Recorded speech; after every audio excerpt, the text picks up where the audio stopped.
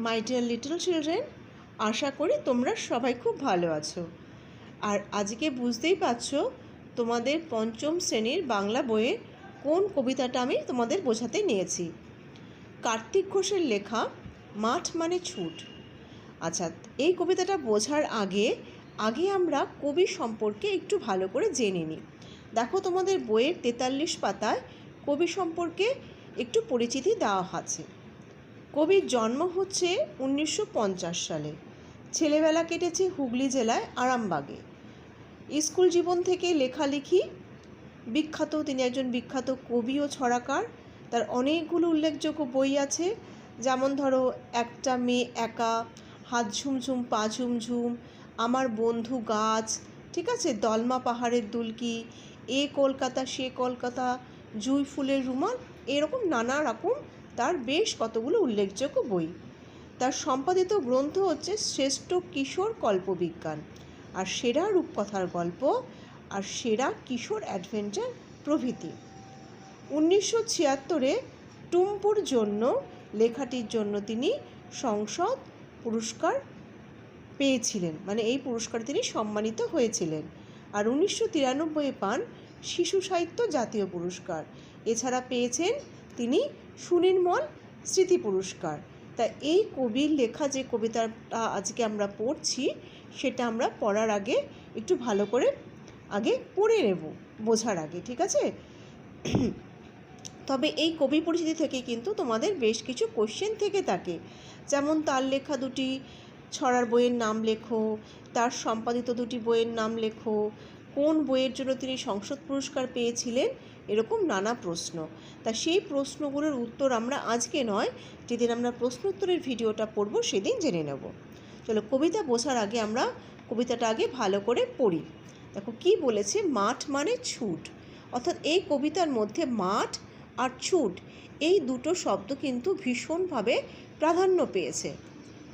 মাঠ মানে কি মজাই শুধু, মাঠ মানে কি ছুটি, মাঠ মানে কি অথই খুশি, অগাধ লুটোপুটি, মাঠ মানে কি হল্লা শুধুই, মাঠ মানে কি হাসি, মাঠ মানে কি ঘুম তাড়ানো মন হারানো বাসি, মাঠ মানে কি নিকেল করা বিকেল আসা দিন, মাঠ মানে কি নাচ না পায়ে বাজনা তাদিন ধীন, মাঠ মানে তো সবুজ প্রাণে শাশ্বত এক দ্বীপ, মাঠ মানে ছুট এগিয়ে যাবার পিপির পিপির পিপ।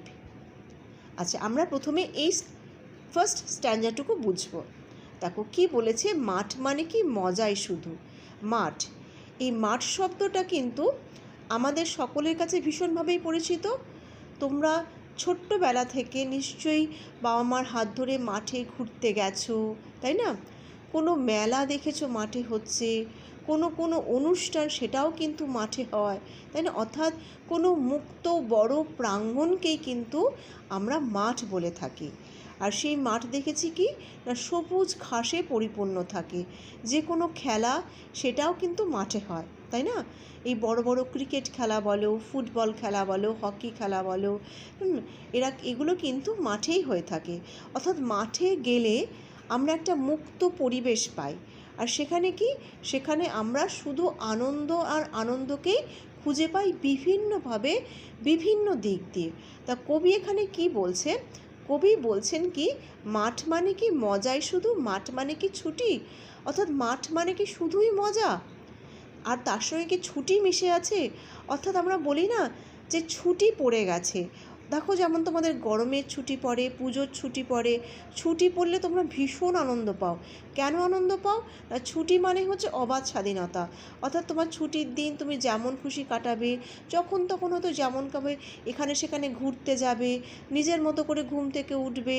অর্থাৎ কোনো স্কুল যাবার তাড়া নেই, কোনো কিছু নিয়মের মধ্যে তোমাকে চলতে হচ্ছে না প্রতিদিনকার, একটু অন্য রকমভাবে তুমি ছুটির দিনগুলোকে কাটিয়ে থাকো। তাহলে এই যে ছুটির যে আনন্দ, সেই আনন্দটাই তুমি খুঁজে পাচ্ছ কোথায় না, খোলা মাঠে। অর্থাৎ মাঠের দিকে গেলে পরে বিশাল বড় মাঠ দেখলে মনে হয় চলো এক প্রস্থ ছুটে আসি, বা একটু সবুজ ঘাসে গড়াগড়ি খেয়ে নিই। অর্থাৎ মাঠ মানে হচ্ছে কি শুধুই ছুটির মতো একটা আনন্দ লুটে নেওয়া। মাঠ মানে কি অথই খুশির অগাধ লুটোপুটি। অথই খুশির, অর্থাৎ যে খুশির থই পাওয়া যায় না।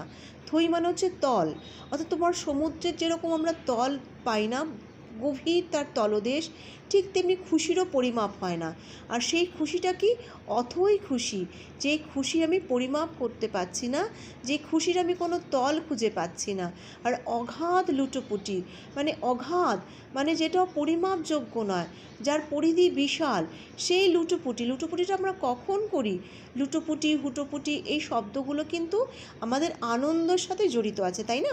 অর্থাৎ যখন আনন্দ হয় তখন আমরা লাফালাফি করি, দাপাদাপি করি, মানে মাটিতে পড়ে গড়াগড়ি খাই।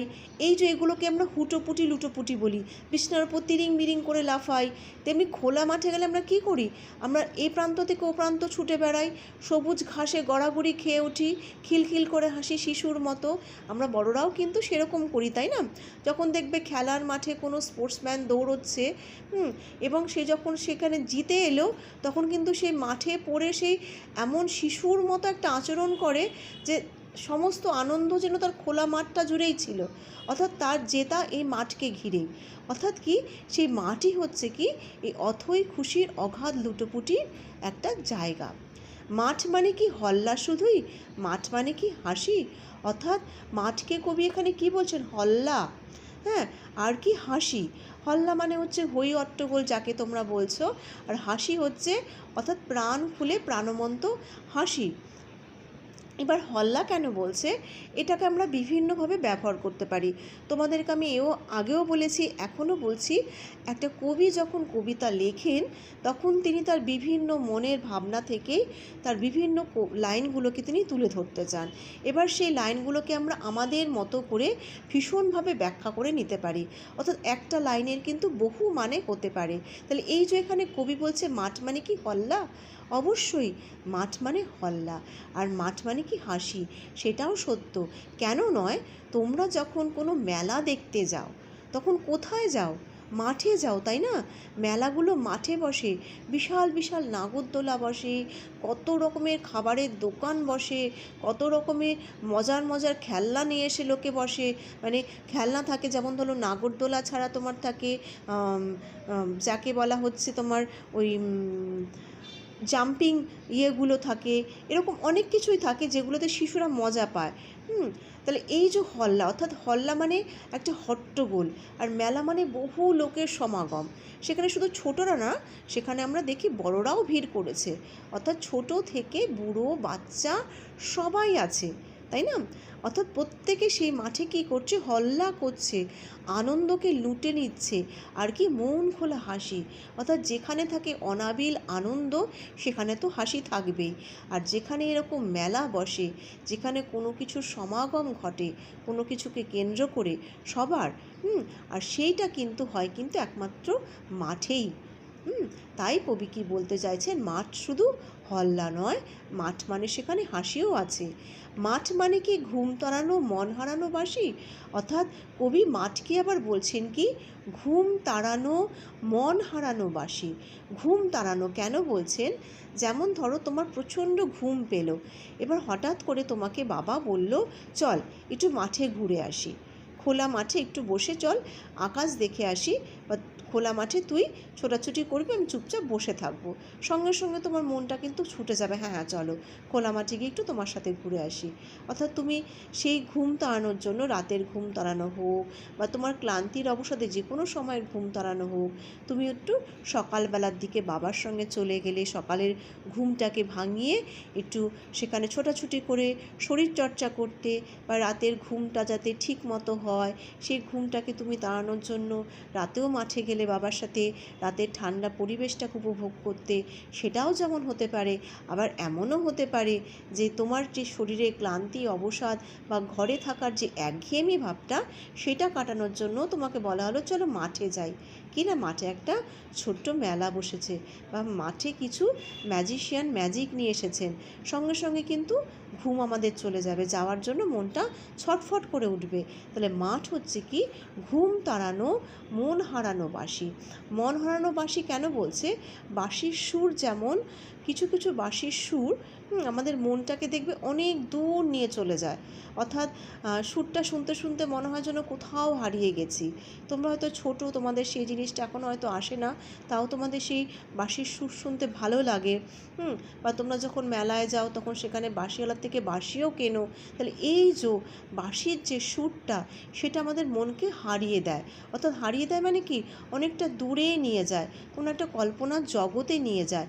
তাই কবি কী বলছেন, যেন মাঠ হচ্ছে সেই জায়গা যেখানে গেলে আমার ঘুম চলে যায়, ক্লান্তি চলে যায়, অবসাদ চলে যায়, আর কি মন হারিয়ে যায় কোনো একটা সুরের অজানার খোঁজে।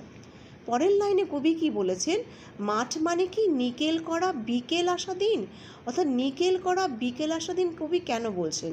আগে আমরা বুঝি নিকেল শব্দটার অর্থ কী। নিকেল মানে হচ্ছে কোনো একটা ধাতুর প্রলেপ বিশেষ।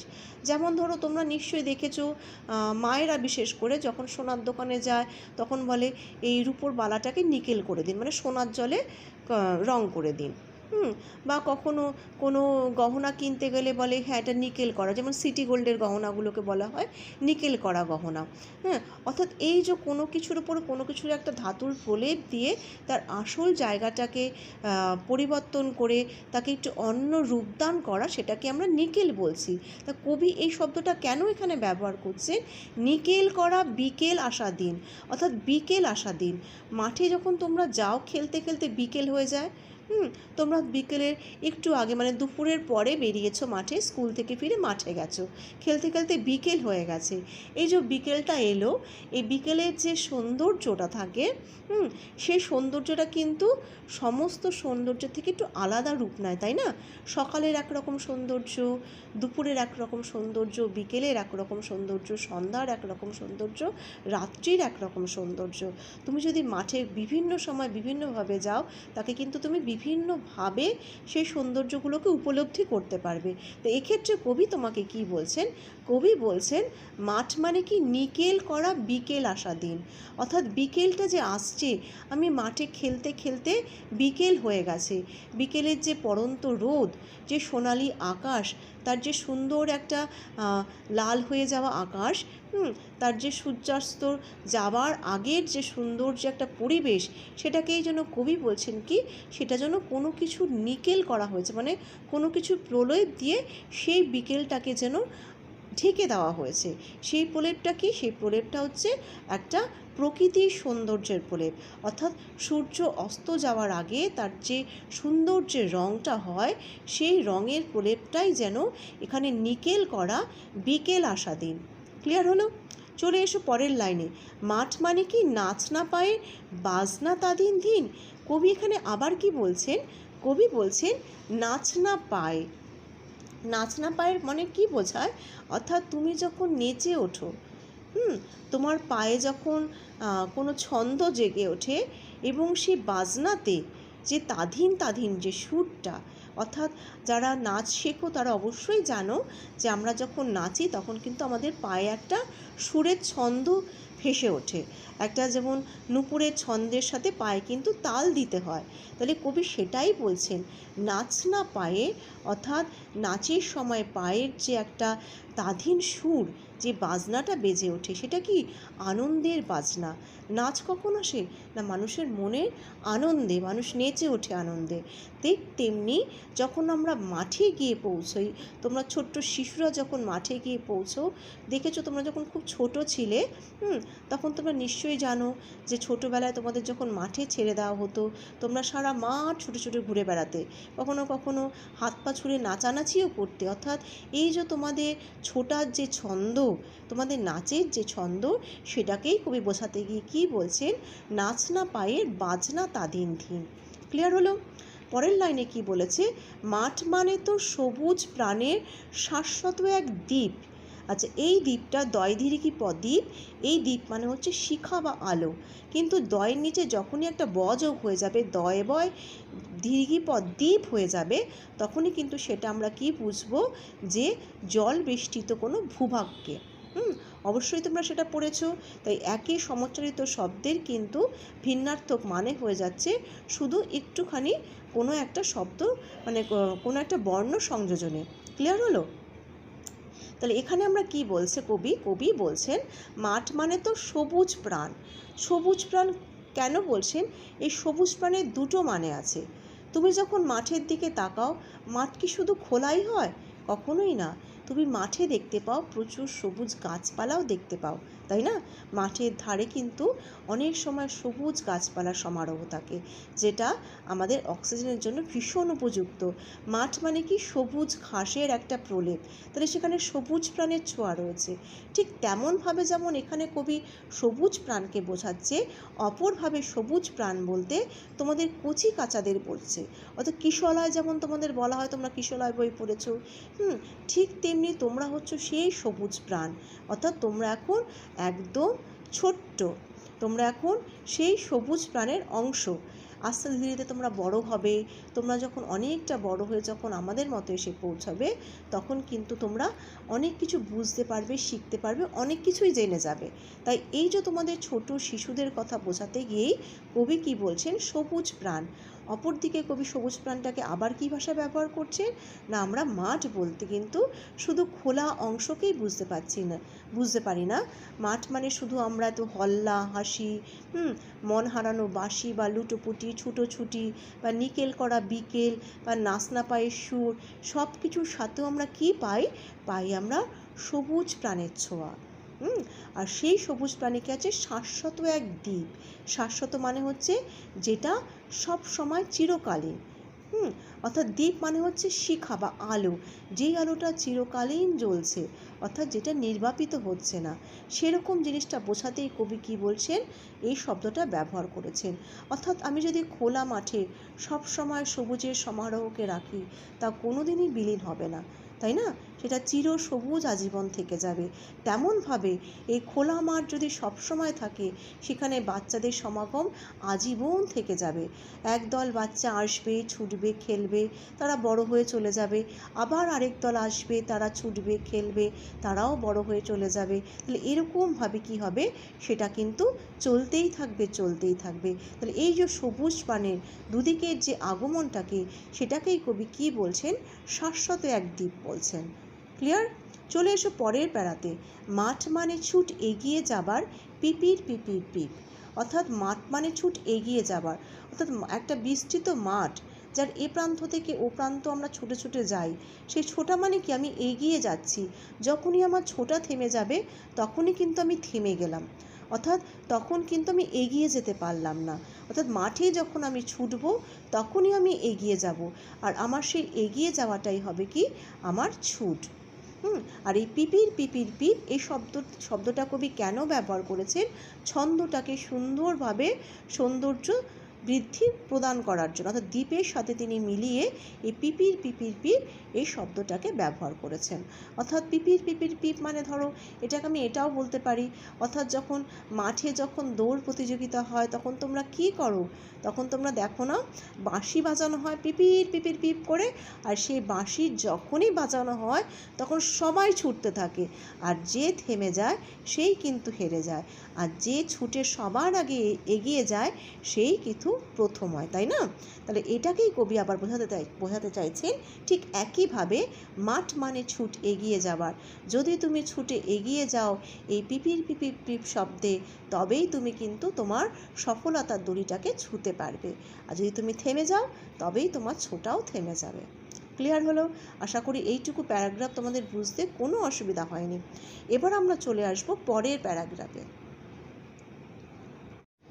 আমরা চলে এলাম এবার পরের প্যারাগ্রাফে। তার আগে তোমাদের বলে দিই, যদি তোমাদের কবিতাটা কোথাও বুঝতে অসুবিধা থেকে থাকে, আমাকে অবশ্যই কমেন্টস বক্সে জানাবে। আর ভালো লাগলে অবশ্যই চ্যানেলটা সাবস্ক্রাইব করবে এবং কবিতাটা তোমার বন্ধুদেরকেও শেয়ার করবে। চলে এসো পরের প্যারাগ্রাফে। কি বলেছে?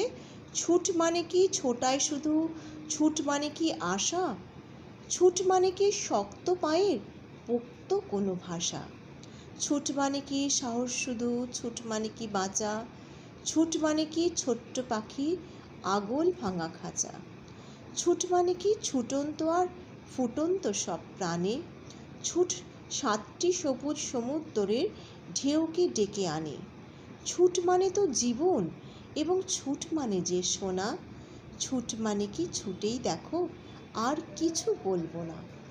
অর্থাৎ কবি ভীষণ সুন্দরভাবে এই পরের লাইনগুলোকে ব্যাখ্যা করেছেন। মাঠ এবং ছুট এই দুটো শব্দ কিন্তু একে অপরের সঙ্গে ভীষণভাবে রিলেটেড হয়েছে এই কবিতায়, অর্থাৎ একে অপরের পরিপূরক হিসেবে ব্যবহার হয়েছে। ছুট মানে কিন্তু আমাদের এগিয়ে যাওয়া, আর এই এগিয়ে যাওয়াটাই হচ্ছে কিন্তু আমাদের ভবিষ্যতের পথে এগিয়ে যাওয়া, আমাদের স্বাধীনভাবে বেঁচে থাকার জন্য আমাদেরকে নিজেকে তৈরি করার পথে এগিয়ে যাওয়া। কবি সেটাই কিন্তু বোঝাতে চেয়েছেন এই ছুট শব্দটার মধ্যে দিয়ে। তাহলে কবি কি বলছেন? ছুট মানে কি ছোটাই শুধু? ছুট মানে কি আশা? ছুট মানে কি আমরা শুধু ছুটবই? আর ছুট মানে কি আশা? অবশ্যই ছুট মানে আমাদের আশা, আর ছুট মানেই হচ্ছে আমাদের ছোটা। কেন ছোটা এবং আশা কবি বোঝাতে চাইছেন? এই কারণেই কবি বোঝাতে চাইছেন যে আশা, অর্থাৎ আমরা যখন কোনো কিছু আশা করি যে এটা করব, আর সেই আশাটাকে পরিপূর্ণ রূপদান করতে গেলেই কিন্তু আমাদের তার পেছনে ছুটতে হবে।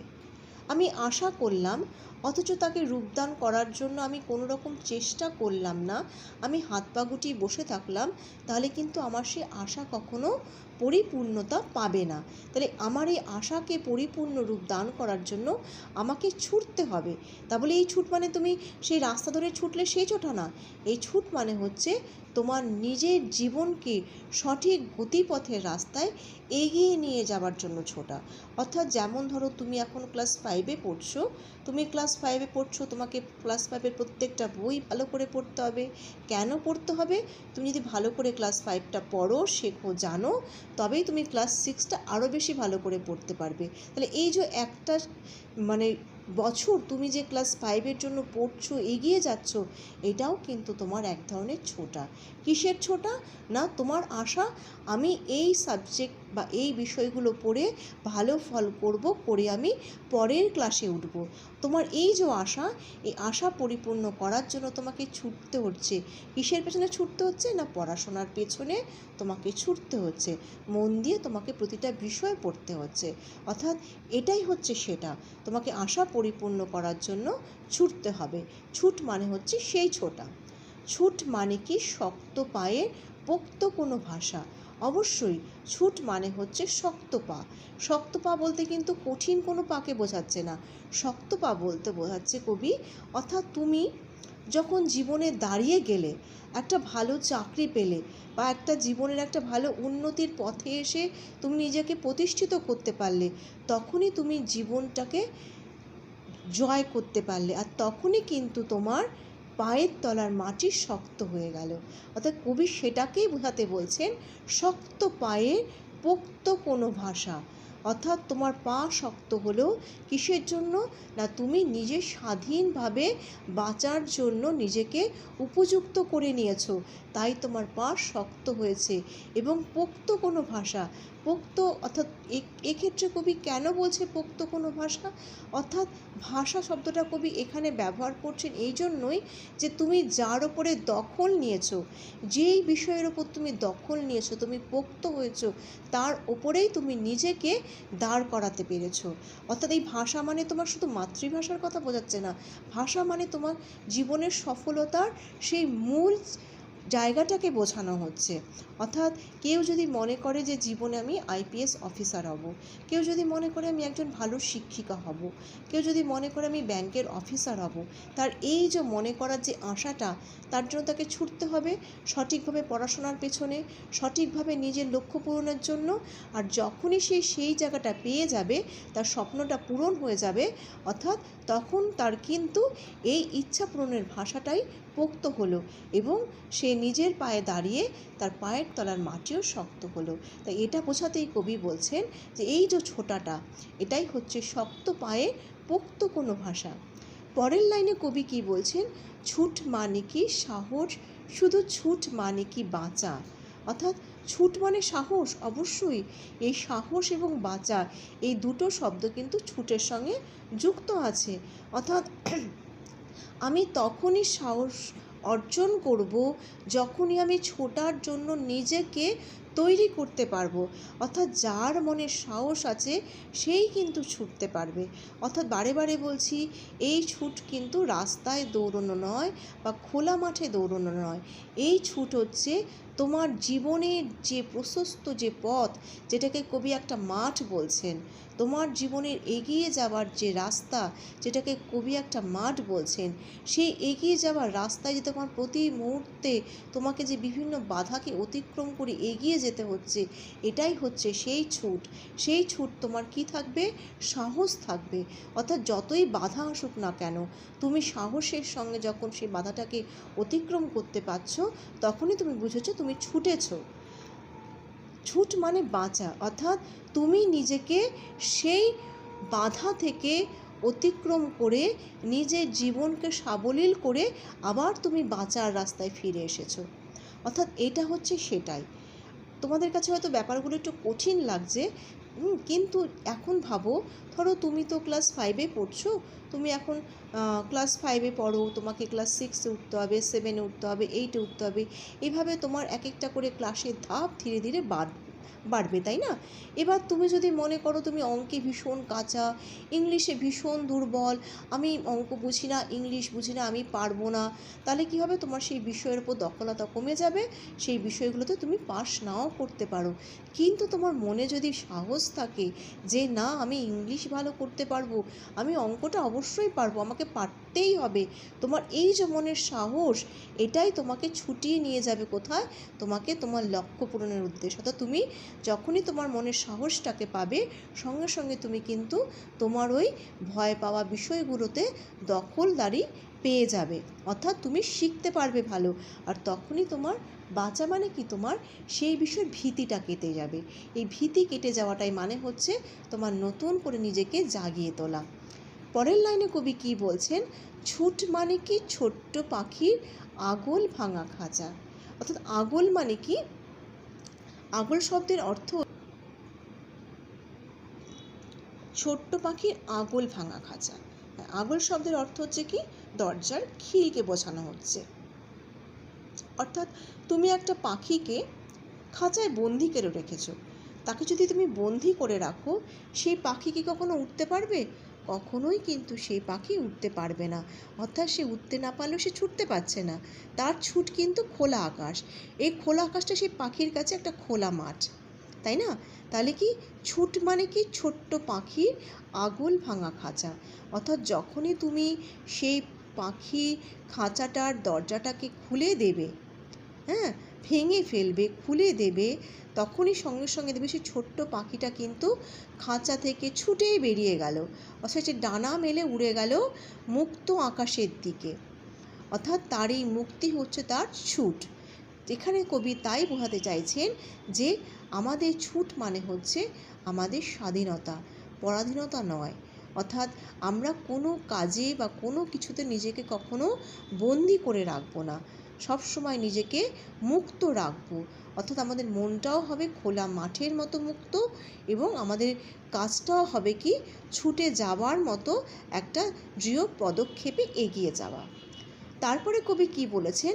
ছুট মানে কি? ছুটন্ত আর ফুটন্ত সব প্রাণে 7টি সবুজ সমুদ্রের ঢেউকে ডেকে আনে।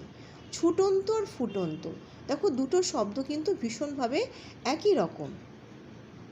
তাহলে ছুটন্ত মানে যে ছুটছে, আর ফুটন্ত মানে যে ফুটছে। এবার কোন প্রাণগুলোকে কবি ছুটন্ত আর ফুটন্ত বলছে? তোমাদের মতো এরকম কিশলয়দের বলছেন, এবং সবুজ প্রাণকে বলছে যারা ছুটন্ত আর ফুটন্ত। অর্থাৎ আমরা তো এক লাফে সবাই বড় হয়ে যায়নি, যেমন আমি এক লাফে বড় হইনি, বা তোমাদের বাবা মা তারাও এক লাফে বড় হয়নি, তুমিও এক লাফে বড় হয়ে যাচ্ছ না, তুমি ধীরে ধীরে বড় হচ্ছ। তোমার এখন যে ছোটোবেলার যে মনের যে ইচ্ছে, যে তাগিদ, যে এগিয়ে যাবার যে লক্ষ্য, সেগুলো কিন্তু তোমাকে যত বেশি গভীর হবে, যত বেশি ছুটন্ত মানে যত বেশি আগ্রহী থাকবে মনোভাব, যত বেশি তোমার মনে সেই তেজ থাকবে, সেই ইচ্ছে পূরণের সেই শক্তি থাকবে, সেগুলোই হবে কিন্তু তোমার প্রাণের ছুটন্ত আর ফুটন্ত দিক।